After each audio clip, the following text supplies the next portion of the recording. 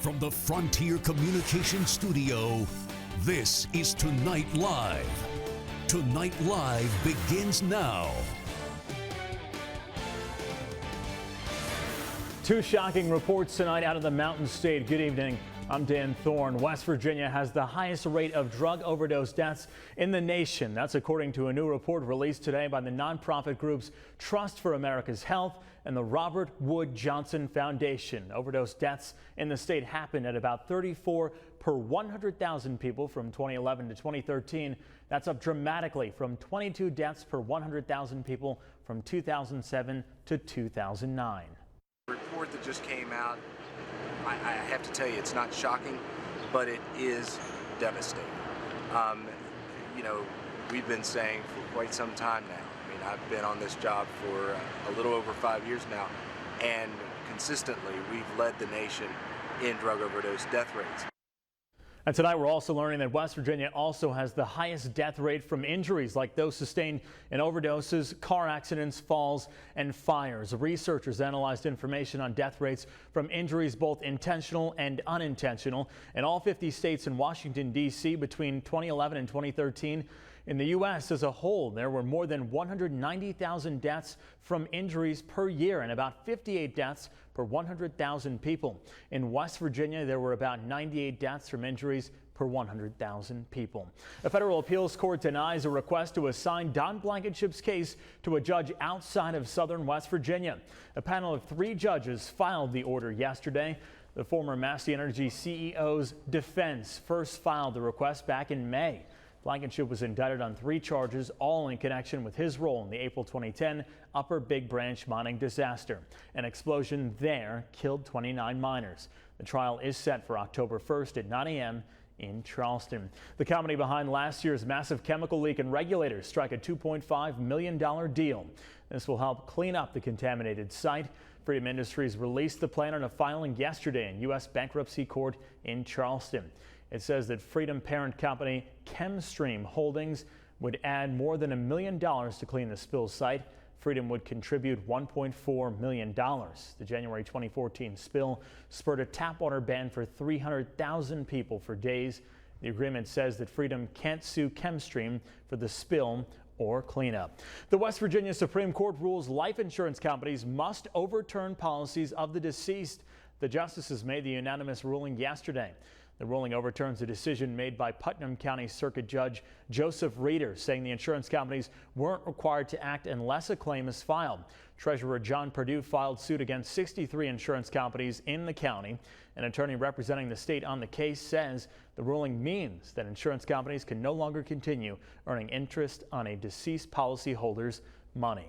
Tonight we're learning 2 people from Sistersville were killed in a crash in Florida.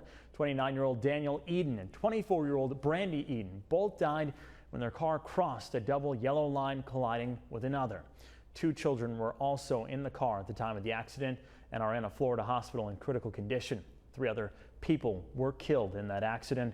Florida state troopers say they weren't wearing seat belts. A 14-year-old Harrison County girl died this morning after an incident yesterday afternoon at the Shinston Pool.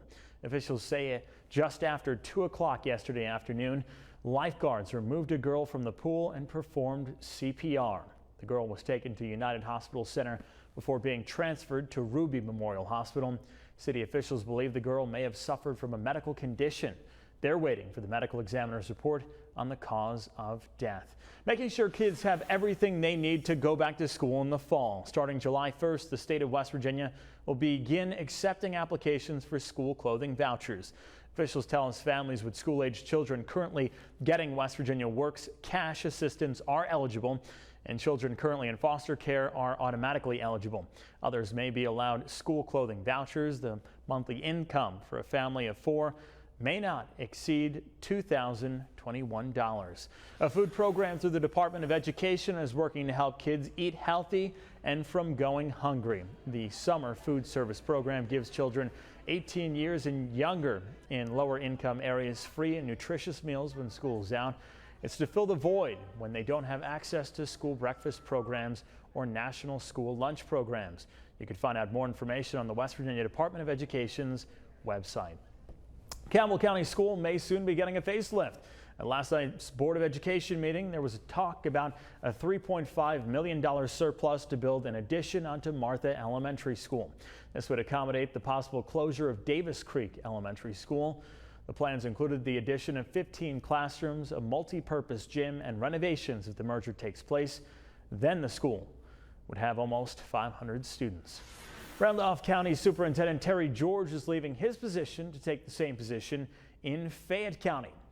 State Superintendent Michael Martirano says that George will begin his duties on July 1st. George has been Randolph County Superintendent since 2013. The Randolph County School Board is expected to accept George's resignation and name an interim superintendent tomorrow at a special meeting.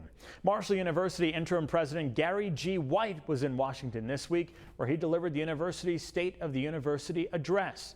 The address was held at the Newseum, and White spoke in front of West Virginia's congressional delegation. One of the areas White highlighted in his speech was the academic success of the Thundering Herd student athletes. And our student athletes, by the way, excel in the classroom. 9 of our 14 sports have a grade point average of 3.09 or higher. White has been the interim president since December 29th, when he was appointed following the sudden death of President Stephen J. Cobb. West Virginia Northern Community College in Wheeling knows that there are plenty of people out there who have been personally impacted by these coal layoffs or have family or friends who have. They want you to know that they are here to help with any certification or retraining that needs to be done by the miners, and they're also to show what is available if they choose a different path, whether that's in petroleum technology, computer information technology, or even culinary arts. A lot of them are looking for potentially new career changes, and we want to provide them with the information of different types of programs and assistance that we can offer to them.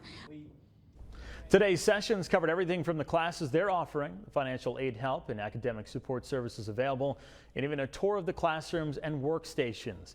If the miners do decide to sign up for any classes, they'll be in the classroom learning this fall. If you've ever worked in a coal mine and think that you may have black lung disease, you may be eligible for certain benefits. A black lung clinic was held today at the Holiday Inn in Princeton to assist current or former miners. Officials say all miners should take advantage of this and at least check to see if they have the disease. We're told that the disease is rapidly growing and the benefits are out there. If a married coal miner, it gets about $938 a month, and they will receive benefits for their lungs. For the coal miner himself, they receive a health card for their breathing only. Clinic ended at 3 o'clock today. Stone Mountain Health, Bluestone Health, and the Tug River Black Lung Clinic all were in attendance. Coming up on Tonight Live, a dog's life is spared after an attack creates controversy. How the Supreme Court's decision got the dog off of death row. Plus, after some shocking shark attacks, is there anything flowing through a major river that could be dangerous?